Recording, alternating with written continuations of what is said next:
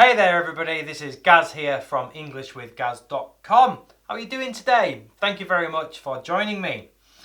In this week's video, I'd like to talk to you about common punctuation.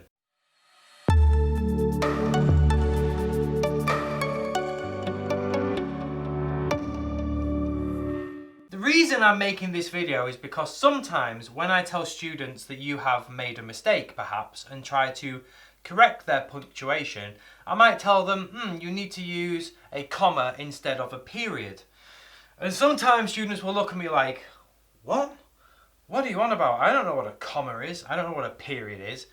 Of course, once I explain to them that I'm talking about punctuation, then it becomes quite obvious. But we often forget to learn the vocabulary, the names of common punctuation.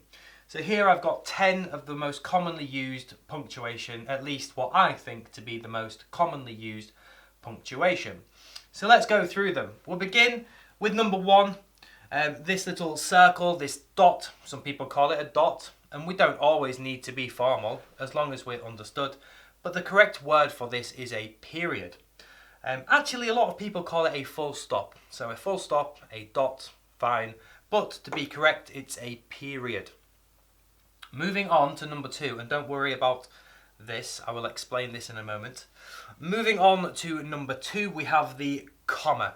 So we have the comma at the bottom, and this is where we use the comma to basically tell people that we're separating two parts of a sentence that are not connected. So, for example, my name is Gareth, comma, I am a teacher. There's no connection between people called Gareth being a teacher. They're unrelated. So I would use a comma to separate my sentence. My name is Gareth, comma, I am a teacher. Full stop, end of sentence. Moving on to number 3, and this little one here is called a semicolon. We have 2 main reasons for using a semicolon. The first reason is the one that you see most of the time, which is one half of a winky face in an emoji. But that's not what we're here to talk about. So the other use of a semicolon, get off my board. Another use of the semicolon is used to show that we want to talk about 2 parts of a sentence which come from the same thought. So for example, after I have recorded this video, I'm going to have my lunch, semicolon, and it's going to be really tasty. So both of these points that I'm making in this sentence, having my lunch and it being tasty, come from the same original thought. So we'd use a semicolon to separate these 2 ideas that come from the same thought. Are you confused yet? We'll talk more about a semicolon a little bit later, but let me give you a simple way to understand whether we should use a period, a comma, or a semicolon. Think about a traffic light system. A period means stop, so it's a red light. End of sentence, stop. A comma is when you see a green light, but if you're driving along, you see the green light, you still have to look and observe and take your time and pause for a split second to observe the green light and make sure it doesn't start changing as you're driving through the green light. So a comma is like, go ahead, continue, but be aware. And then we have the yellow light, the orange light, the amber light, the semicolon, which means beware the light may turn red, or get ready to move, the light is turning green. So it suggests a slightly longer pause. You have to look at the light for a little bit longer. The same in the example that I gave you. So just to say it one more time, using the comma, my name is Gareth, I am a teacher. Very short pause. I barely took my eyes off the road to look at the green light. Semicolon, after I've recorded this video, I'm going to have my lunch and it's going to be delicious. Longer pause. I'm drawing emphasis. I'm drawing your attention to the idea that the second part of the sentence is important, just as important as the first part of the sentence, and I'm using a semicolon there to separate these 2 ideas which come from the same thought. I'm hungry. And just as a side note, my wife is Russian, if you've been watching this. For lunch today, because our cupboards are pretty empty, we're having, check this out, if you're Russian you'll understand, grecha, which in English is buckwheat, something we don't really eat in this part of the world, but we should because it's very healthy, very tasty. So we're having greccia or grechka, depending on where you're from, with a Savoy sausage, which is basically a deep fried sausage that you'd get from a fish and chip shop. Now, it's a bit of a long story why we have some of these, but we have them and we've had them in our freezer for a few months. So today we're having a Russian-English fusion lunch. We're having grechka with Savoy sausage. I can't wait to taste it, see how my wife brings this dish to life. Bless her, she's really doing her best during these difficult times.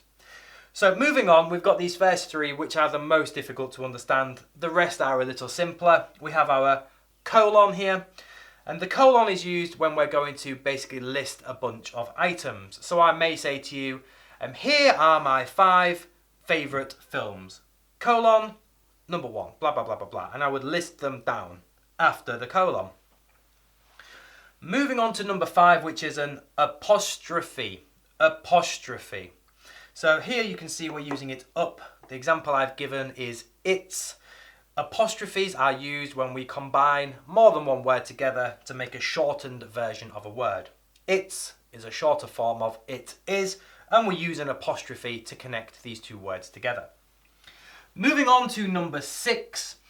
This is called a quotation mark. Now I know in some languages that the first part of the quotation mark goes up above the line, and the second part would go at the bottom of the line.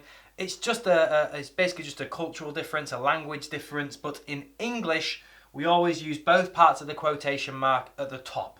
Okay? Moving on, number 7 is called a question mark. Of course, we would use this to show that we're asking a question at the end of a sentence because we cannot show our intonation when we're writing. So question mark, number 7. Number 8 is called an exclamation mark. Exclamation mark. And this is used to show shock or surprise at the end of a sentence. So, he killed him! Exclamation mark. Number 9 is something we call ellipsis. And you probably never need to know this word, but seeing as we're doing this video, number 9 is ellipsis. And we'd use this when we're showing that we have omitted, taken away some words from the sentence because either we don't need to say it or it's understood from the context. For example, it's 10 p.m. in the evening. My wife sends me a message. Oh, I'm sorry, I forgot to wash the dishes. Please, will you do it? My reaction is, oh my God, you said you were going to do it. I'm just about to sit down and watch the highlights from today's football. But I can't write that to her, so instead I write ... Okay, darling. Kiss. Anyone who's married or in a relationship will understand exactly what I mean. And just to finish off here, number 10, we have parenthesis. Again, a word you probably don't need to know. And in fact, most people make the mistakes and call this a bracket. It's incorrect. The correct word is parenthesis. I'm using the parenthesis here to show that the common mistake is that we say brackets. This is in fact a bracket. Just a final point to finish on. Some people say that there's no use whatsoever for semicolons. And some people like to use 4 dots when using an ellipsis. I say those people have got too much time on their hands. I may be a teacher, but I'm not a grammar Nazi. And if you want to discuss whether you should or shouldn't use a semicolon, or whether or not you need to use 3 dots or 4 dots with ellipsis, there's plenty of people online who will argue this with you all day and all night. Go and find them and fill your boots. But that's not what I'm here for. I wanted to give you a simple overview of the common punctuation, and there we go. There we have it. Thank you very much for watching. I do hope that you found this video useful. If you did, I'd ask you kindly to consider subscribing to my YouTube channel, checking me out on VK, Facebook or Twitter, whichever social media you use. You'll find me by searching English with Gaz. I am an online English teacher as well. For more information about the services that I offer, including teaching you more vocabulary and helping you speak English with confidence, check out my website, which is englishwithgaz.com. Englishwithgaz, all one word.com. Thank you for watching. Until next time, stay safe, take care, and all the best. Bye.